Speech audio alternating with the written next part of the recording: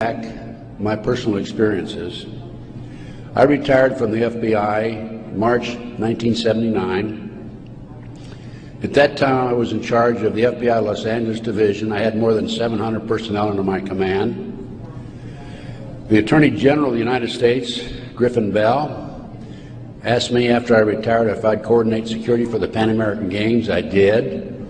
I was a consultant in the 1984 Los Angeles Olympics.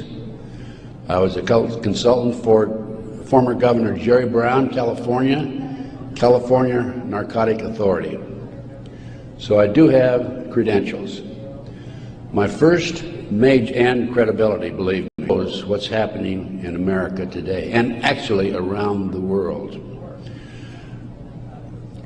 Let's go back to 1776, May the 1st.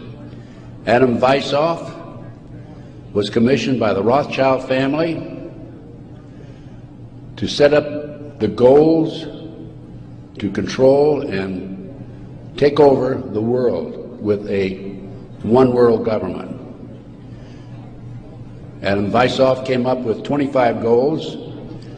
Among these goals were control the press, corrupt the youth through sex and drugs, elect our own people meaning the Illuminati, to key positions in all levels of the government, city, county, state, and federal.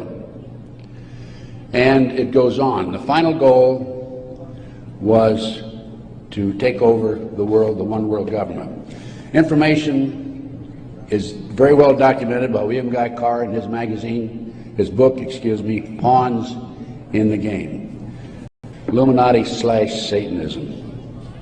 Of a major consequence was the McMartin preschool case in Manhattan Beach, California. The children there claimed there were tunnels under the school.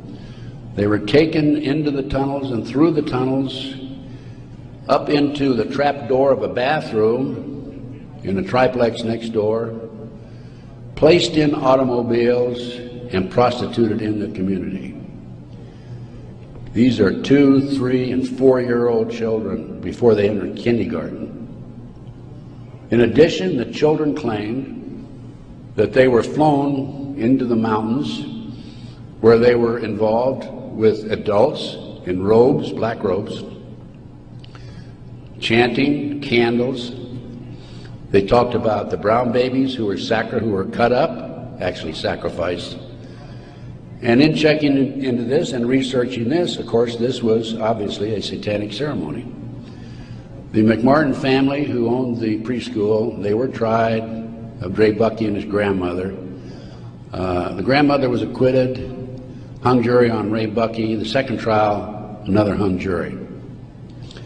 From there, I became involved in another case, very frightening case, because I established, with the help of people like John DeCamp, former state senator in Nebraska, that we have in this country today a covert military criminal enterprise, government enterprise, primarily by U.S. military intelligence, that is operating full throttle, and everybody refuses to investigate it. In the Nebraska case, it's called the Franklin Cover-Up. This is the book here that John DeCamp wrote, by the way. It's all documented in there. And in that particular instance, they were taking children out of foster homes, orphanages, Boys Town, driving them from Omaha, Nebraska to Sioux City, Iowa, 184 miles away, placing them in private jets, and flying them to Washington, D.C. for sex orgies with prominent people, including congressmen, senators, and certain people in the White House. It's well documented. I have personally talked to Paul Benassi. I had a 5-hour interview with him. It's a tape that's available. I don't have it with me here, but you can order it. I have a 5-hour interview with Paul that he gave me in 1993. Paul told me how he was used.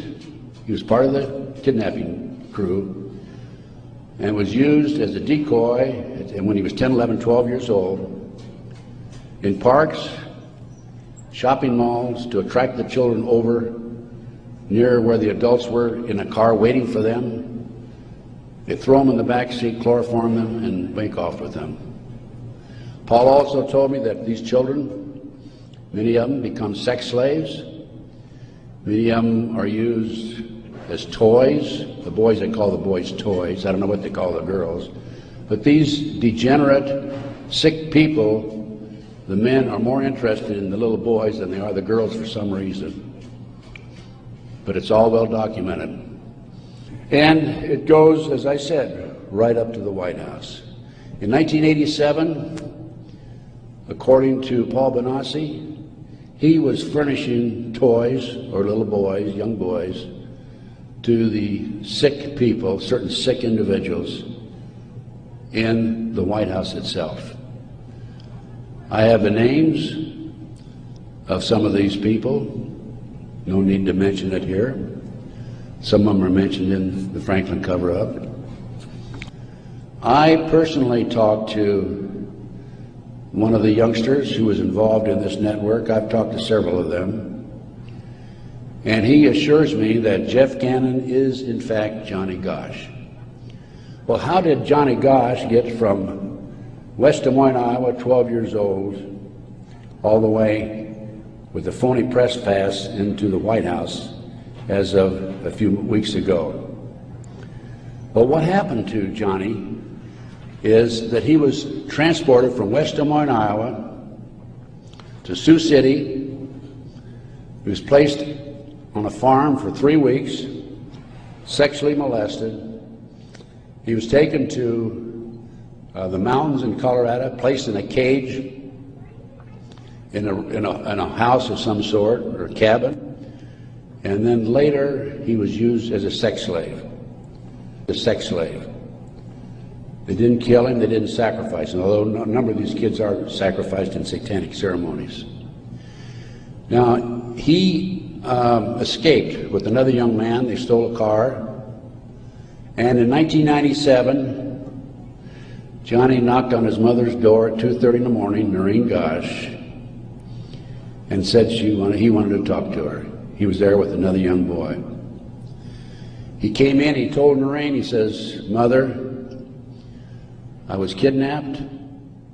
I've been placed in a covert military CIA-controlled, mind-controlled project and used as a sex slave." He said, "I can't come forward at this time because they will kill me." And then he left. Noreen says that's the last time she talked to him, 1997.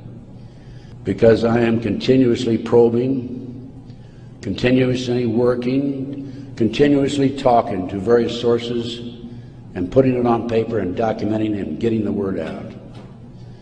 This is the direction that we have to go. Americans, for the most part, are oblivious to what's really going on behind the scenes.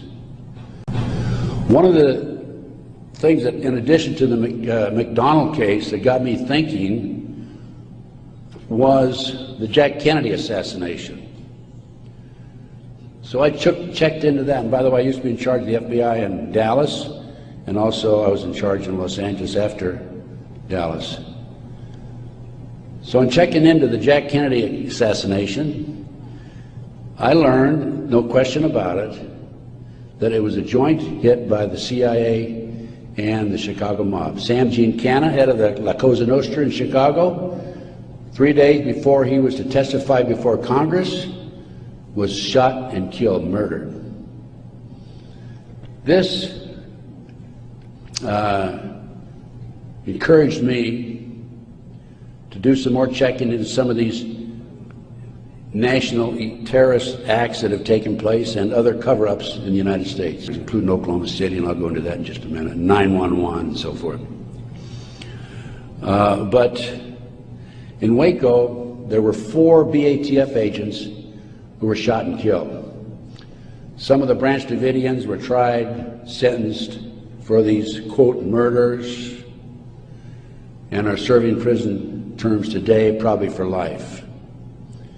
In researching the 4 VATF agents who were shot, I learned every one of them was shot in the head.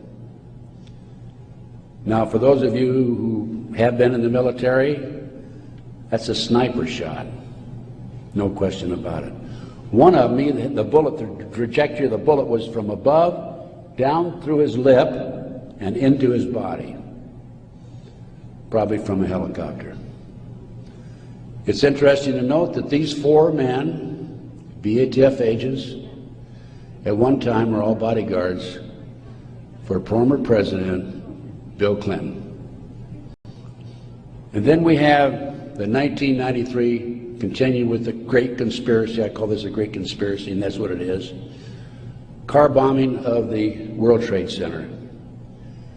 I have a copy of the New York Times, October 28, 1993, and in the article, this was reporting from the trial that took place, an FBI informant named Salam, who was in among the terrorists, testified that he was commissioned by the terrorists to put the bomb together, the car bomb together, to bomb the World Trade Center in February 1993.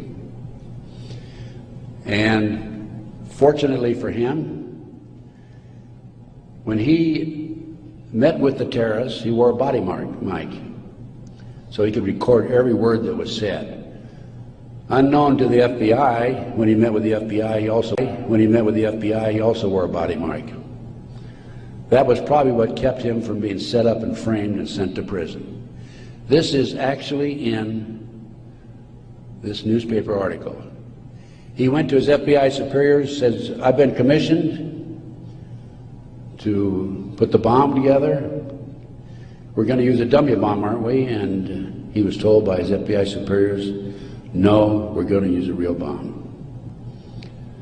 Now, I don't understand why Congress and Senate, investigators, and our leaders in Washington, D.C. are not jumping up and down over that situation. The FBI not only knew in advance of the car bombing, they furnished the ingredients for the bomb. Why doesn't somebody take some action in that area? Why doesn't somebody investigate this international child kidnapping ring being operated by the CIA? Why are these congressmen voting on bills like the Patriot Act, which takes away many of our constitutional rights and civil liberties in the best interests of, quote, protection for our country and protection from the terrorists? Let me tell you something, ladies and gentlemen. There are people in our government, a rogue outfit, whatever, I'm not sure, who are actually behind these terrorist acts. And the reason they're behind the terrorist acts is so they can pass bills like the Patriot Act. And the reason the congressmen and the senators vote for these stupid bills, stupid by our terms and our definition, is because many of them have been set up and framed through sex and drugs. That brings us up to 911. As I said, Michael's in prison. I'm his, quote, investigator of record, which means I'm like an attorney. I should have access to him on a regular basis. I represent this man. For a year prior to 911, actually a year and a half, I tried to get in and see Michael. He was in prison in northern Pennsylvania. I was in the Philadelphia area. The Bureau of Prisons would not allow me to see him. I finally was able to talk to Michael in January 2003. I flew to the East Coast, spent 3 days with him. Michael told me that he had developed information from among his contacts in advance of 911 that they were going involved in using missiles, airplane missiles, and they were going involved in skyjackings, They were training Arab terrorists, and also he knew the identity of the person in the United States, an Arab who lived in Paterson, New Jersey, who was the leader of terrorist activity by the Arabs in this country. Now, Michael had this information because, you're saying, how could Michael develop this information being in prison? Because I met with Osama bin Laden, along with Michael, and along with the State Department representative in the spring of 1986. At that time, I was contacted by a former top Ronnie Reagan official who said, can we help the Afghan rebels? They were our friends then. And I called Michael, I said, what do you think? And he said, let's meet. So there was a fourth fellow there. We didn't know at the time it was Osama bin Laden. Is actually named Tim Osman, traveling under Turkish passport. But because of Michael, I passed the ball to him. I just arranged for the meeting and went on. But Michael traveled all over the world putting this package together to furnish the Afghan rebels with the surface-to-air missiles that defeated the Soviets, really shot down their helicopters. As a result of this, Michael developed sources inside the Arab world. And that's how Michael knew in advance about 9/11. Michael told the FBI on March the 20th, 2001, about this plan to use skyjack airplanes and use them as missiles. He also furnished to the FBI one of his sources, one of his confidential sources inside the Arab group. The FBI interviewed him, threatened him with prosecution, and deported him. That man, along with his family, have disappeared. We think that they're dead. The FBI refused, absolutely refused to look into this situation.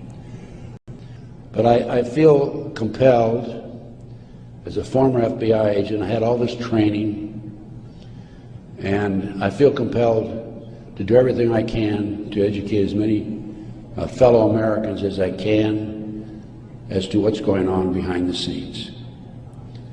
We have been operated and orchestrated primarily by U.S. military intelligence, covert criminal enterprise involving the FBI and the CIA, active in this country today. It's being covered up right from the beginning. They're using FBI informants to set up and frame people. By the way, they tried to frame me on a drug deal back in 1984. It didn't work. The FBI not only tried to set me up on a drug deal, I've also been the victim of 4 separate investigations. They tried to set me up on a fraud case in Dallas. And most recently, very frankly, I've been under surveillance, heavy surveillance. I've had illegal entries into my car, into my apartment. There's been attempts to gas me within the last month, and I was able to anticipate it and avoid it. But they don't want people like me out telling the truth. And that's what I'm doing, and I will not stop. I will continue to do so in the future.